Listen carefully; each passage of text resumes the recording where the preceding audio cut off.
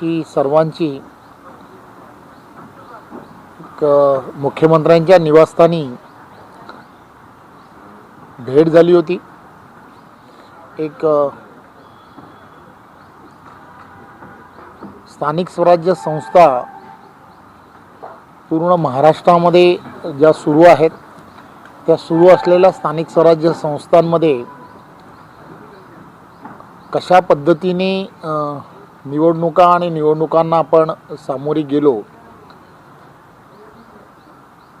येणाऱ्या 20 तारखेला सुद्धा काही प्रलंबित अशा निवडणुका आहेत। त्या संदर्भात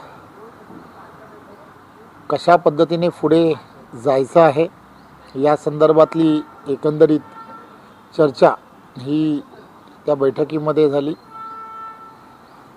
आणि ही बैठकीची चर्चा ज्यावेळेला सुरू होती त्याच वेळेला आगामी ज्या निवडणुका आहेत, मग त्या महानगरपालिकेच्या निवडणुका आणि जिल्हा परिषदेच्या निवडणुका, या निवडणुकांच्या संदर्भामध्ये सुद्धा कशा पद्धतीने पुढे जायला हवं या संदर्भात आदरणीय देवेंद्रजी आणि शिंदेसाहेब असतील, बावनकुळेजी, आम्ही सर्वजण बसलो। त्या अगोदर भारतीय जनता पार्टीच्या आमच्या कोर टीमचीही सविस्तर अशी या संदर्भातली बैठक झाली होती। आणि या सगळ्या विषयातून एक गोष्ट पुढे आली की येणाऱ्या काळामध्ये ज्या महानगरपालिकेच्या निवडणुका ज्या आहेत, या महानगरपालिकेच्या निवडणुका या लवकरच जानेवारी महिन्यामध्ये होण्याची शक्यता आहे। जिल्हा परिषदेच्या ज्या निवडणुका आहेत त्या आरक्षण आणि जो विषय जो आहे तो हायकोर्टामध्ये जो सुरू आहे, त्यामुळे कदाचित त्या थोड्याशा लांबवल्या जातील। त्यामुळे या सगळ्या परिस्थितीमध्ये महानगरपालिका ज्या आहेत त्या महानगरपालिका 29 महानगरपालिका या संपूर्ण राज्यांमध्ये होण्याची शक्यता आहे। त्याबद्दल नक्की काय करावं, कशा पद्धतीने पुढे जावं, आणि मग त्यामध्ये आदरणीय देवेंद्रजींनी आणि आदरणीय शिंदेसाहेबांनी महायुतीमध्ये त्या निवडणुका जाणं जर आपल्याला सर्वांना जायचं असेल तर आपल्याला कशा पद्धतीने पुढे जावं त्या संदर्भामध्ये काही पद्धती या डेव्हलप करणं अत्यंत गरजेचं आहे। आणि म्हणून मुंबई महानगरपालिका आणि प्रमुख महानगरपालिका यामध्ये कोणत्याही परिस्थितीमध्ये युती व्हायलाच हवी या मताशी सर्व वरिष्ठांनी ठामपणे सांगितलं। आणि बाकीच्या सर्व ज्या महानगरपालिका ज्या आहेत, ज्या प्रमुख महानगरपालिका आहेत, या महानगरपालिकेमध्ये युतीचे असणारे त्या ठिकाणची काही कमिटी तयार करावी आणि त्या कमिटीमध्ये त्या ठिकाणी कशा पद्धतीने युतीचा फॉर्म्युला असला पाहिजे या संदर्भात त्या ठिकाणच्या असणाऱ्या प्रत्येकाने तिथल्या असणाऱ्या कमिटीनी चर्चा करावी असं चर्चा झाली।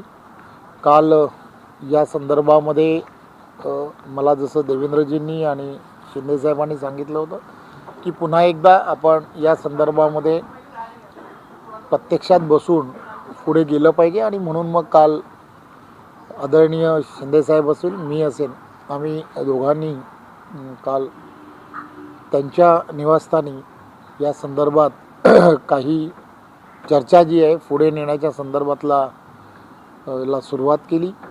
आणि 2 दिवसा अगोदर आम्हीही देवेंद्रजींच्या सांगण्यावरून आम्हीसुद्धा सर्व स्थानिक स्वराज्य संस्था किंवा महानगरपालिकेमध्ये ज्या 4, 5, 6 किंवा अशा जेवढ्या शक्य आहेत प्रमुख पदाधिकारी जेवढे आहेत त्या प्रमुख पदाधिकाऱ्यांच्या कमिट्या तयार करणं आणि त्या कमिट्या तयार करून त्या संदर्भामध्ये ज्या चाचपणी करायला हवी किंवा कशा पद्धतीने पुढे जावं सकारात्मक कसं पुढे जावं या सगळ्या गोष्टीचा विचार हा करण्याच्या दृष्टिकोनातून आता सुरुवात करायला ठरवलं आहे. परंतु मुंबई असेल किंवा ठाणा असेल अशा ज्या प्रमुख महानगरपालिका आहेत त्या महानगरपालिकेमध्ये वरिष्ठ लेवलवरती 100% युती करण्याच्या संदर्भातला निर्णय हा वरिष्ठांनी सर्वांनी मिळून घेतलेला आहे.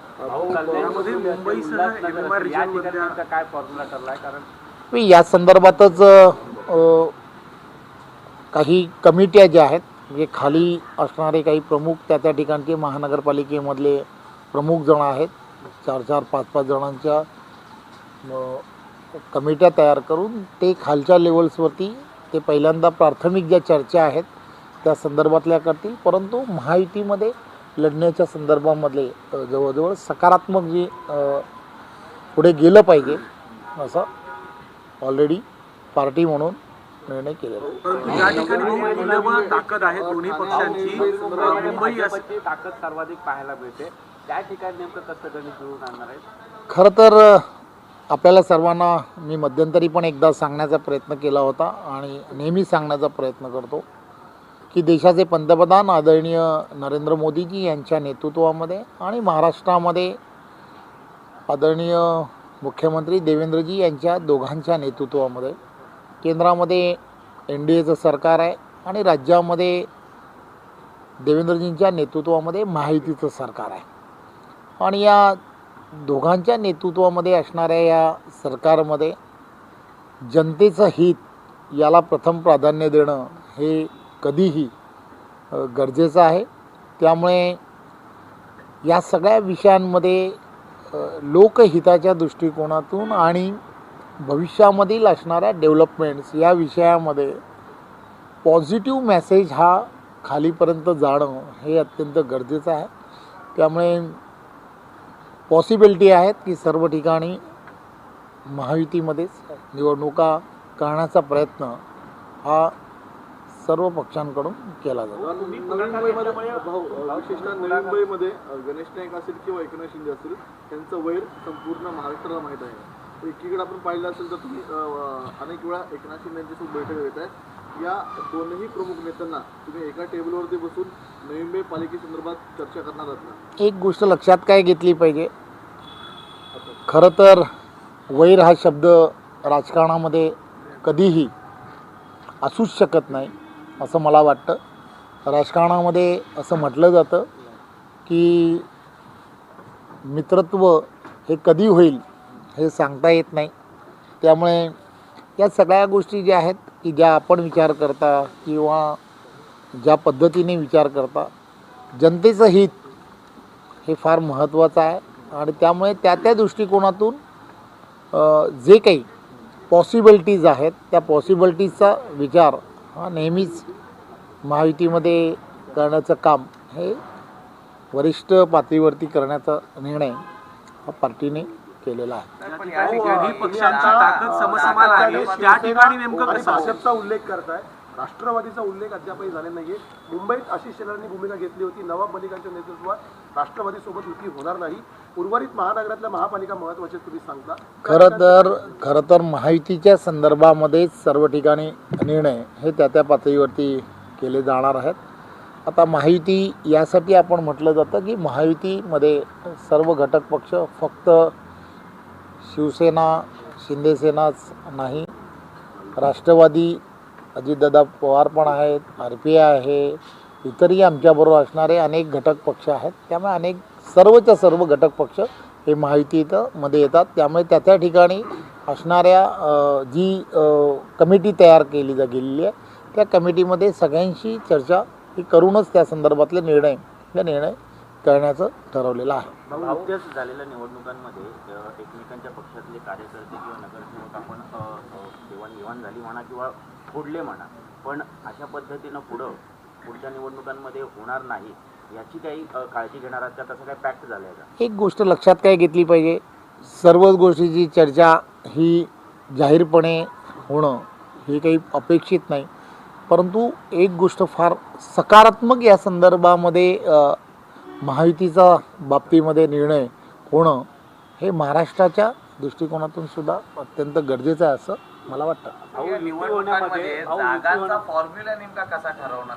ठाण्यामध्ये शिवसेनेची ताकद जास्त आहे, तिकडे मग भाजप किती जागा घेणार, कल्याण डोंबिवली, नवी मुंबई, या जागांचा तिढा नेमका कसा सोडवणार? कारण 3 पक्ष महत्वाचे हे या निवडणुकांमध्ये असणार आहेत. हे त्याच संदर्भातच आम्ही असं म्हटलं की 29 वेगवेगळ्या महानगरपालिका आहेत. या 29 महानगरपालिकांमध्ये त्या ठिकाणची असणारी परिस्थिती ही रोज बदलत जाते.